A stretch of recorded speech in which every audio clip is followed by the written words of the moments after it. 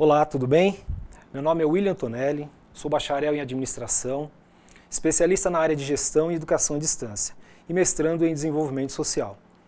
Trabalharei com vocês a disciplina Modelos de Gestão. Estou honrado em tê-los aqui no nosso curso. Queria convidá-los a iniciarem comigo uma grande viagem pela história, evolução, desenvolvimento e atualidades da administração de empresa. Por meio dessa disciplina, você conhecerá os principais assuntos pertinentes à formação do técnico em administração. Saberá aplicar de forma correta todos os conhecimentos adquiridos. Distinguirá as ferramentas necessárias para o gerenciamento administrativo dentro das organizações. Aprenderá a estabelecer correlação dos conteúdos com o seu dia a dia profissional. E poderá implantar ou melhorar a gestão administrativa da sua organização.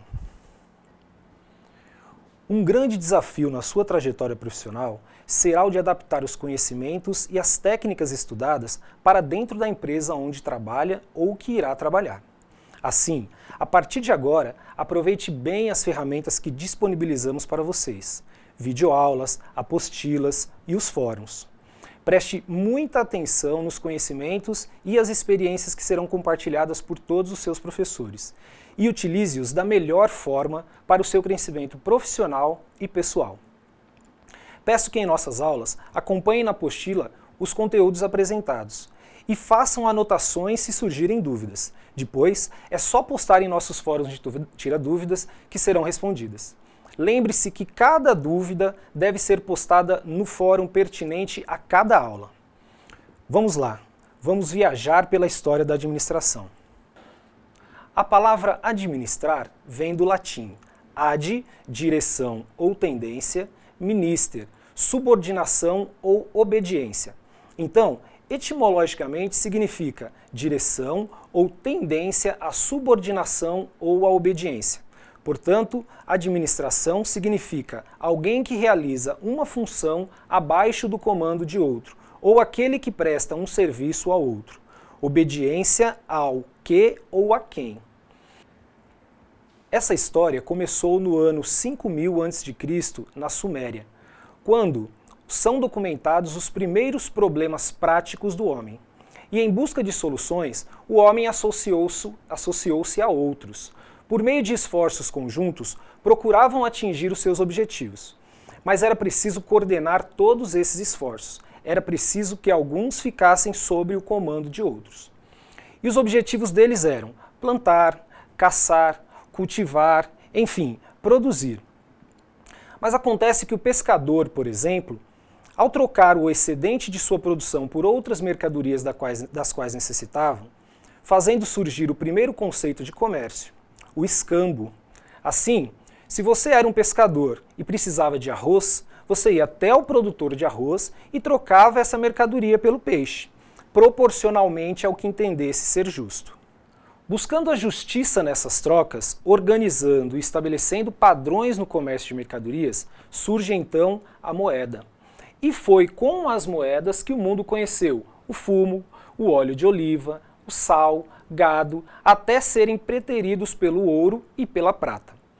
Com o desenvolvimento desses mercados e o aumento das mercadorias e serviços, o mundo assistiu ao aumento crescente das operações de troca. Carregar prata e ouro era muito difícil. Assim, surge na Idade Média o papel moeda. Os comerciantes guardavam seus valores com os ourives e os recebiam um recibo. O resto da história você já conhece. Você percebeu que as trocas se davam no mercado. O mercado era o local onde aconteciam as trocas de mercadoria, o comércio em si. No final da Idade Média, com o avanço desses mercados e a demanda por novas mercadorias, a especialização do trabalho aumentou. Surgiram então os artesãos, considerados a primeira forma de produção industrial, que produziam os objetos de que a sociedade necessitava, tecidos, armas, etc. Inicialmente em pequenas oficinas, mas como o trabalho era manual, configuram-se os aprendizes e os oficiais e os mestres. Em casa, o artesão realizava todas as etapas de produção. Ele possuía todas as ferramentas e a matéria-prima. Com a evolução das máquinas e das ferramentas, o artesão se viu obrigado a aumentar essa produção, mas não tinha mais a capacidade para se dedicar à busca de matérias-primas, ferramentas e mão de obra. Assim, o comerciante passou a contratar o artesão. Artesãos e aprendizes saíram de suas casas, perderam o controle do processo produtivo e do lucro, e foram para aquilo que se configurou como a fábrica. A fábrica era o local onde se transformam matérias-primas em produtos destinados ao consumo. Em meados do século XVIII, o mundo deixa a manufatura e adota a maquinofatura, quando máquinas vão multiplicar o rendimento do trabalho e da produção. Esse processo vai acarretar profundas transformações, tanto econômicas quanto sociais. Surgem então duas classes sociais. A primeira, o empresário, proprietário do capital, máquinas, matéria-prima, dos bens produzidos. E o trabalhador ou proletário, a força de trabalho. Assim, o trabalhador passa a realizar uma função abaixo do comando do empresário. E o empresário passa a administrar, a gerir essa força de trabalho e o capital. Podemos perceber então que os problemas aqui são os mesmos de há 5.000 anos antes de Cristo, claro que em maiores proporções. Imagine então um grande galpão, onde o dono coloca de dezenas de artesãos e aprendizes para operarem uma máquina. Isso foi muito complicado durante décadas. Era preciso organizar e coordenar tanto as atividades antigas quanto as novas. As fábricas conviviam com o desperdício, como perdas, com duras jornadas de trabalho, falta de organização, entre outros problemas. Para solucionar esses problemas, vai nascer a ciência da administração.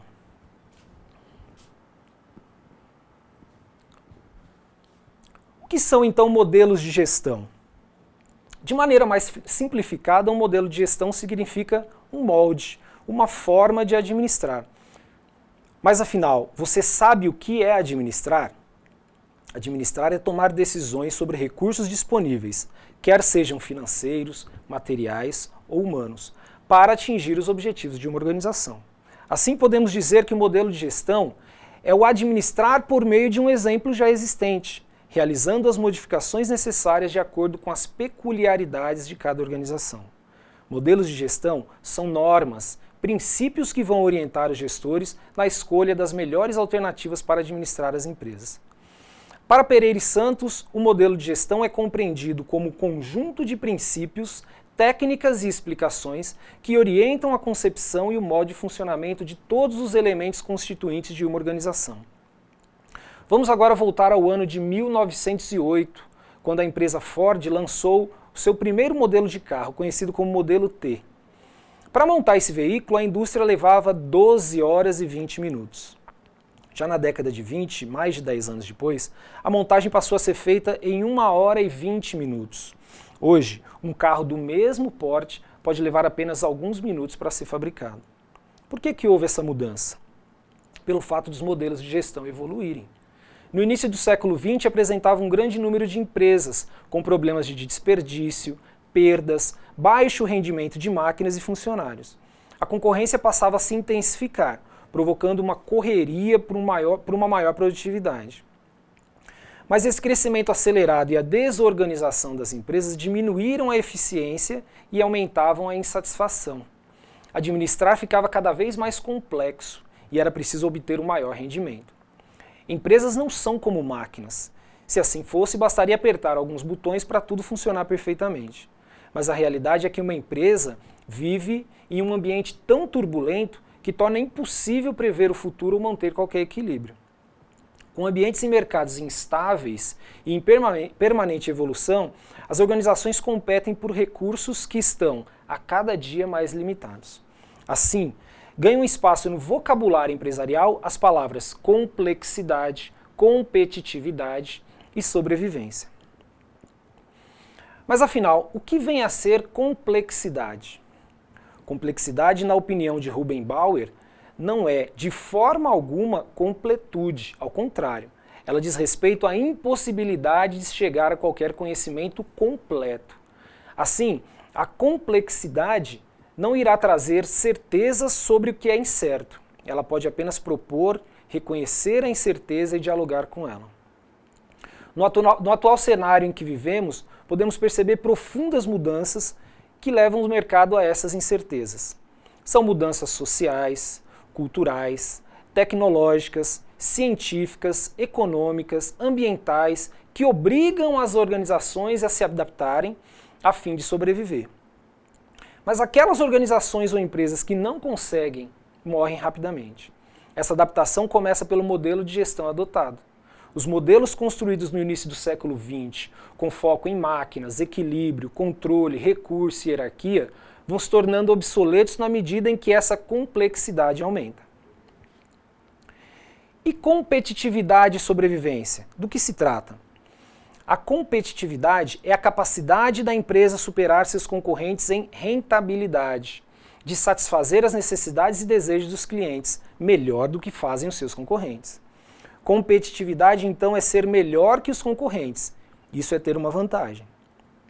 A competitividade virou sinônimo de sobrevivência, na medida em que essa vantagem que vai garantir a permanência da empresa no mercado. Para assegurar uma vantagem competitiva, é preciso que a empresa seja flexível, ou seja, capaz de se adaptar a esse novo cenário. O conceito de competitividade mais utilizado atualmente pelas organizações é o modelo do Michael Porter. Para esse autor, a competitividade é a habilidade da empresa que resulta nos seus conhecimentos é que vão criar e sustentar um desempenho superior à concorrência.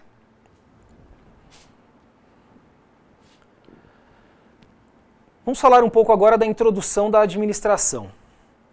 Muito bem, cada um de nós poderia elaborar uma definição do que entende por administração. Afinal, estamos constantemente administrando várias atividades e recursos, planejando, dirigindo, controlando objetivos e resultados esperados. Nas empresas, a ideia é a mesma. Tudo que se espera atingir deve ser planejado e administrado para que, dessa forma, a organização consiga prosperar no mercado em que se atua.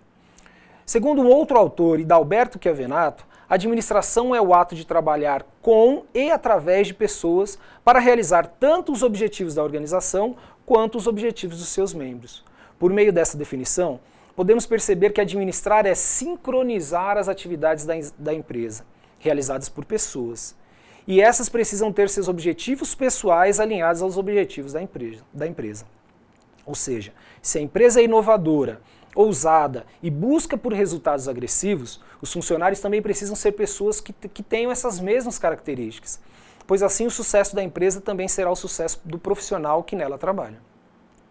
Administrar nada mais é do que buscar objetivos comuns para a organização, e esses objetivos comuns devem ser positivos para todos os envolvidos, sejam eles os acionistas, os gerentes, os funcionários e os demais membros envolvidos nesse negócio.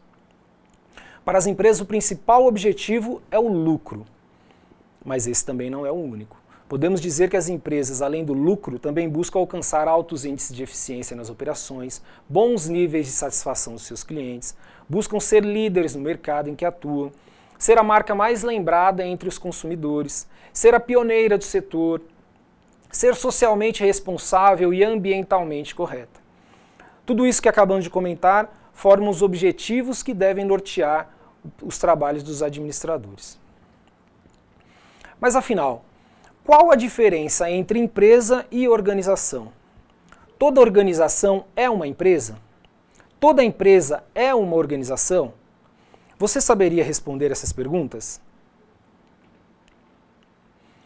Organização é um grupo de pessoas que trabalham em busca de objetivos comuns, e não necessariamente são empresas. Pode ser um time de futebol, um coral, uma equipe de voluntários, um grupo de jovens da igreja ou uma empresa. Enfim, são pessoas que trabalham em conjunto, focados no mesmo resultado. Então quer dizer que toda empresa é uma organização, mas nem toda organização é uma empresa. Para melhor compreendermos o que são as organizações e em qual setor as empresas estão inseridas, precisamos entender o que é sociedade civil e que essa sociedade civil também pode ser dividida em setores. Os setores da sociedade civil. Vejam bem, Essa sociedade é dividida em 3 setores básicos. O primeiro setor é o que chamamos de iniciativa pública, caracterizado pelos governos municipais, estaduais e federais. Este é o setor responsável por propiciar às pessoas os serviços básicos elementares para a vida em sociedade, como saúde, educação, transporte, segurança, habitação, entre outros. A função primordial do Estado é promover o estado de bem-estar social. O segundo setor também é chamado de iniciativa privada, que são representadas pelas empresas que possuem fins lucrativos, querem obter lucro, podendo ser do setor agropecuário, industrial, comercial ou de prestação de serviço. Devemos compreender que essas empresas do segundo setor podem ser empresas individuais, que são aquelas constituídas por apenas um empreendedor. Essa é uma forma de organização utilizada em pequenos negócios. As sociedades anônimas são empresas com capitais abertos, ou seja, com a possibilidade de negociação de suas ações em bolsa de valores. E temos também a sociedade limitada, também chamada de sociedade por cotas de responsabilidade limitada, sendo utilizada quando a empresa é constituída por um número reduzido de sócios. E por fim, temos as empresas chamadas de terceiro setor, as organizações da sociedade civil com interesse público, OSCIPs, conhecidas popularmente como ONGs, Organizações Não Governamentais. São entidades que defendem os interesses comuns da sociedade ou de alguns outros grupos sociais. As ONGs são parte do governo e não possuem fins lucrativos, por isso chamamos de terceiro setor da sociedade civil. Alguns exemplos são fundações, associações, cooperativas, igrejas, sindicatos e demais entidades filantrópicas. A Pastoral da Criança é uma das mais respeitadas organizações do terceiro setor no Brasil. Para funcionar, as organizações precisam de recursos. Segundo Adriano Stadler, todas as organizações possuem 4 recursos básicos, que são comuns e existem em qualquer tipo de organização, que são os recursos humanos, materiais, financeiros e tecnológicos. Vamos entendê-los melhor. Primeiro, os recursos humanos, que são formados pelo principal elemento de uma empresa, as pessoas. São elas que operam as máquinas, planejam a produção, controlam os resultados e organizam todos os demais recursos de uma empresa. Atualmente, as pessoas são consideradas como o maior diferencial de uma organização, sendo chamadas também de capital intelectual. Já os recursos materiais são as matérias-primas, edificações, maquinários e demais recursos que permitam às empresas produzir os bens e os serviços que elas propõem. Os recursos materiais precisam ser gerenciados por profissionais de administração com conhecimentos técnicos, humanos e gerenciais, para que permitam melhorar a eficiência dos resultados de toda a organização. O terceiro recurso é o recurso financeiro, que compreende todas as entradas e saídas de capital da empresa, de dinheiro da empresa, que são representadas pelo fluxo de caixa dessa organização. Envolve os contas a pagar, contas a receber, empréstimos, financiamentos e demais transações financeiras que são necessárias para manter a empresa funcionando e com as contas em dia. Já os recursos tecnológicos são todos os processos que permitem fabricar ou vender um produto, ou até mesmo prestar um serviço. A tecnologia não é somente a utilização de informática ou maquinários modernos. Recursos tecnológicos são aqueles equipamentos que permitem à empresa transformar a matéria-prima num produto acabado ou num serviço prestado. Nós temos que entender que um computador ou um pincel são recursos tecnológicos, pois o computador consegue armazenar informações e o pincel consegue pintar na parede. Assim, esses dois elementos são meios para se atingir um resultado. Vamos falar um pouco agora sobre a história da administração. A administração é uma forma de ação que sempre houve ao longo da história, como nós já falamos no começo da aula. Há relatos do uso da administração aplicada nas mais diversas áreas, como nas antigas guerras, nas civilizações egípcias, na Igreja Católica, no exército e também pelos filósofos gregos. Assim, ela sempre foi utilizada, sem que houvesse técnicas ou teorias que pudessem demonstrar quais seriam os métodos mais práticos, mais eficazes para a realização dessas atividades. As antigas oficinas que fabricavam os utensílios de forma artesanal, ou seja, um produto por cada vez, possuíam um método de organização, mas esse não permitia o crescimento e a expansão do negócio, pois o modo de fabricação artesanal era demorado e pouco eficaz. Porém, apenas com a Revolução Industrial, que é datada de 1776, Quando James Watt criou a máquina de vapor, foi que essas oficinas puderam implantar a máquina a vapor como um motor dos seus maquinários. E assim a produção que antes era feita manualmente passou a ser feita de forma industrial. Esse método permitiu o desenvolvimento de máquinas que conseguiam produzir quantidades muito maiores. Assim, o desenvolvimento industrial foi possível graças à existência de uma tecnologia capaz de alimentar as linhas de produção e potencializar a produtividade dessas indústrias. Vamos falar um pouco sobre a importância da Revolução Industrial. Como eu já disse, a Revolução Industrial teve seu início na Inglaterra, quando em 1776 James Watt criou um mecanismo que permitia a máquinas, trens e navios potencializarem os seus recursos por meio do vapor que era produzido. Esse vapor então movimentava as engrenagens, e então poderia ser aplicado nas mais diversas finalidades. Essa criação foi mais do que uma evolução. Causou uma ruptura do modelo de produção da época, sendo que esse invento marcou o início da Revolução Industrial. Em consequência desta revolução, os problemas administrativos também cresceram na proporção em que as indústrias se agigantavam. Para o autor Hidalberto Chiavenato, a Revolução Industrial teve duas fases distintas. A primeira fase da Revolução Industrial, que é datada de 1780 a 1860, a matéria-prima básica da indústria era o ferro e a fonte de energia, o carvão. Já na segunda fase da Revolução Industrial, de 1860 a 1914, a matéria-prima básica passa a ser o aço e a fonte de energia passou a ser a eletricidade e os derivados do petróleo. Vamos falar um pouco dessas fases, mais profundamente dessas fases da Revolução Industrial. Nas duas fases da Revolução Industrial, a tecnologia era a máquina a vapor, como eu já disse, o que nos mostra que uma indústria só podia crescer à medida que ela dominava essa tecnologia. Isso pode ser comparado aos nossos dias, pois quando surgem novos softwares, modelos de gestão ou ferramentas administrativas, as empresas precisam rapidamente absorver essas novidades e assim sair na frente dos seus concorrentes e ganhar em produtividade. O período pós-Revolução Industrial foi marcado por profundas mudanças, tanto positivas quanto negativas na sociedade.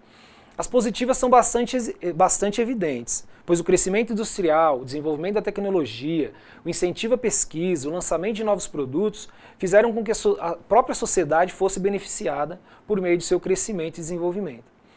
Entretanto, há alguns pontos negativos dessa revolução também. E os principais foram os problemas sociais que se iniciaram naquela época e que até hoje podem ser vistos. O êxodo rural foi um desses problemas, pois na medida que as indústrias ofereciam empregos formais e salários fixos, as pessoas que trabalhavam na área rural, na produção rural, na agricultura familiar, deixaram de ser interessante para esses jovens e eles passam a ir para as cidades. Esses jovens saem de suas casas em busca de prosperidade. Para trabalharem em grandes indústrias, essas pessoas se instalavam nas proximidades dos empregadores e passavam a se desenvolver vilas de operários, que nem sempre tinham uma estrutura urbana necessária para alojar esses empregados e suas famílias. Em contrapartida, os empregadores ofereciam condições desumanas de trabalho, jornadas de trabalho superior às ideais para um ser humano, que eram em média de 12 horas diárias.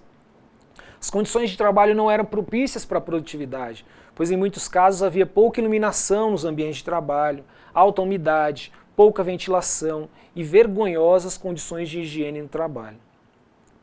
À medida que a legislação trabalhista foi aprimorando, as empresas precisavam se adaptar a essas novas normas, e assim surgem os direitos dos trabalhadores, que foram sendo preservados, e as empresas passaram a utilizar outras formas de motivar os seus funcionários a produzir mais e melhor.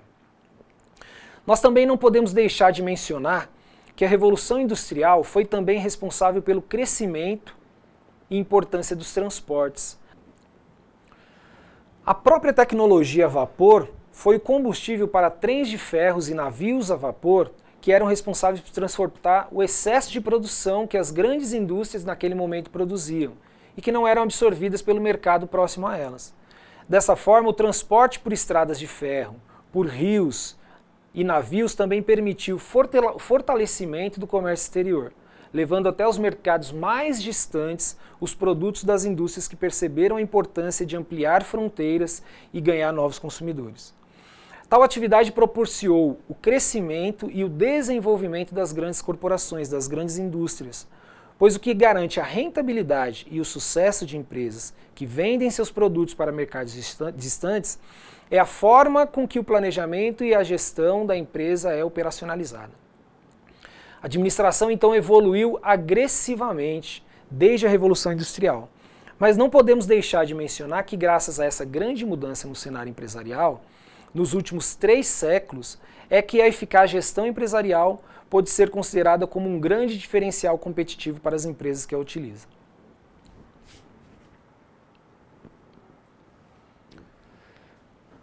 A evolução da administração. Nós já conhecemos quais foram as principais mudanças que ocorreram em nossa sociedade a partir do surgimento da Revolução. Você sabe de que forma as empresas evoluíram neste período? Como foi a adaptação dessas antigas oficinas artesanais para as novas tecnologias? Que impactos essas mudanças trouxeram para os empresários da época? Por que a administração surge como ciência? É a partir destes questionamentos que vamos conhecer quais foram as fases das empresas. Um autor chamado Rui Otávio Bernardes Andrades, em sua obra Teoria Geral da Administração, nos apresenta esse período como sendo a primeira e a segunda grande revolução industrial. A primeira revolução industrial, como eu já disse, de 1780 a 1860, são caracterizadas pela mecanização da agricultura e da indústria, aplicação de força motriz à indústria, desenvolvimento do sistema de fabricação e as melhorias dos transportes e comunicação. Já na segunda revolução industrial, o ferro é substituído pelo aço como matéria-prima base da indústria, e o vapor passa a ser substituído pela eletricidade como fonte de energia para a indústria. Observando historicamente a divisão da revolução industrial, podemos entender que as matérias-primas foram importantes para o crescimento das empresas, pois a substituição do ferro e do carvão pelo aço e eletricidade possibilitou grandes avanços, os quais são demonstrados por Hidalberto Chiavenato na sua obra, também intitulada Introdução à Teoria Geral da Administração, uma visão abrangente e moderna da administração das organizações, da seguinte forma. Vejam bem, Chiavenato ele vai dividir toda essa história em algumas fases. A primeira fase ele chama de fase artesanal.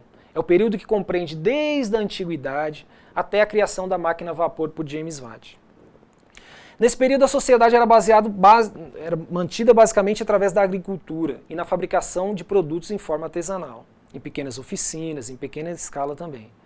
Nestes séculos, a evolução da humanidade se deu de forma muito lenta, sendo que as grandes inovações aconteciam apenas anos mais tarde. A segunda fase, que é chamada de fase de transição do artesanato e da industrialização. Esse período corresponde à implantação da tecnologia da máquina a vapor no meio industrial. E a partir da utilização deste processo, as pequenas oficinas começaram a crescer incrementalmente. É nesse período de 1780 a 1860 que a matéria-prima básica passa para a indústria, foi o ferro, e a fonte de energia que alimentava a indústria passa a ser o carvão. Assim, com o aumento da produção das indústrias e pela necessidade de buscar novos mercados, os transportes ganham grande importância. Com a tecnologia criada pelo James Watt, as locomotivas e os navios a vapor transportam o resultado da produtividade dessas novas grandes indústrias.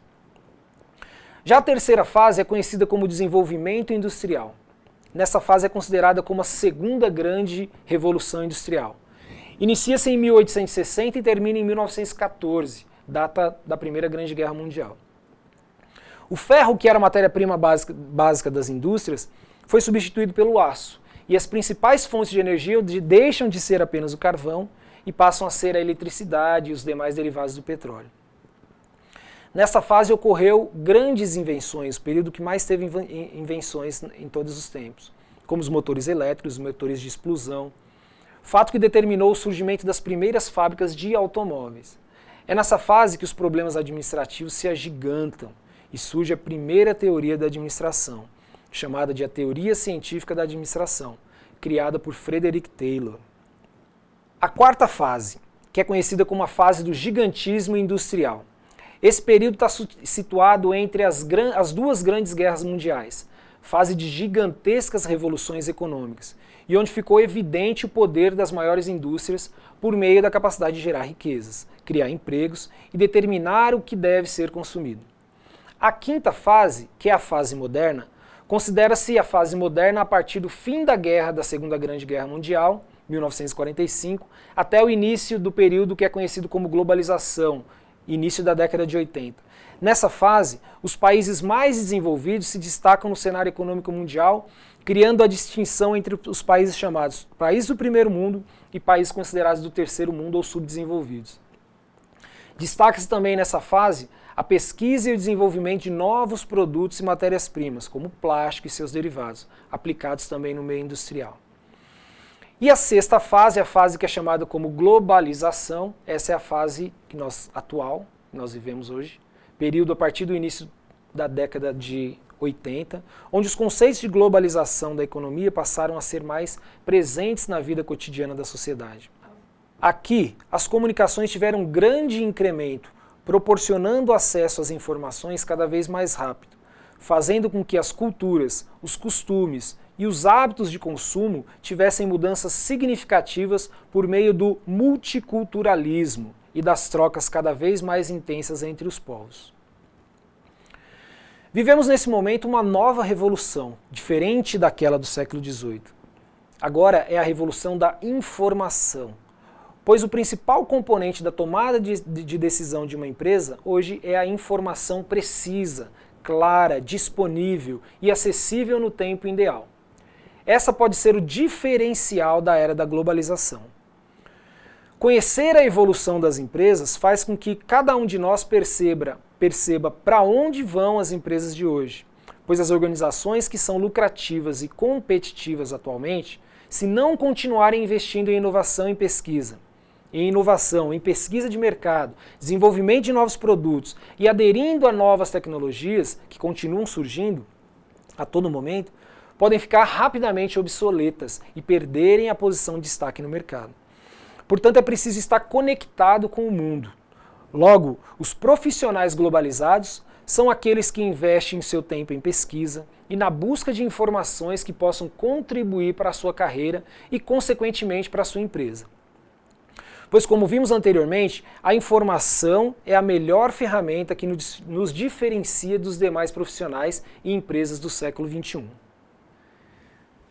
Bem, pessoal, chegamos ao fim dessa videoaula. Peço que vocês interajam dentro dos fóruns, procurem outros materiais que possam auxiliar a todos vocês a um complemento desse nosso conteúdo que foi estudado nesse momento. Fiquem todos com Deus, bons estudos e até a próxima.